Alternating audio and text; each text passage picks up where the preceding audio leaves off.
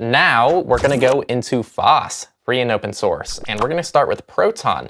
It's funny because Proton is semi-predictable because they'll like bash things because they're about to release a product for it. So they were bashing AI and not doing privacy-friendly AI, and then they released Proton Scribe, which is their private writing assistant that writes and proofreads emails. They said this is the most requested feature in their recent survey. I took this survey, and not gonna lie, most of the options weren't what I would choose. So I could see why this might be something that was very requested. I've seen mixed things about this, so I'm mixed about it. I'll talk because I actually used this, so I'll give some thoughts at the end. I'm just kind of, a lot of people seem upset about this. They're like, oh, who cares? It's built right into Proton Mail. So this isn't built into Proton Docs, which is what some people thought. It's actually built into Proton Mail when you're generating/composing an email. You can easily access the tool using the pencil icon. Just type in what you'd like to write about. It will create a draft. Use the shorten or proofread options to improve your draft so they're free of typos.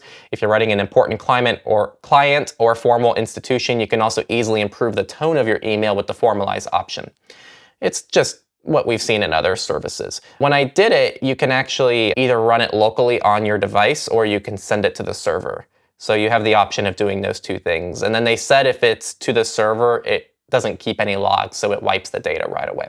Also, in regards to how they train data, it does not train on inbox data because of zero access encryption. Proton can't see your emails. It relies on open source code and models and is itself open source and therefore available for independent security and privacy audits.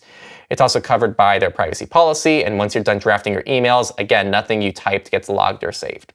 This is the first mass market AI tool that can be run entirely locally, ensuring no data ever leaves your device. So again, you can run this locally.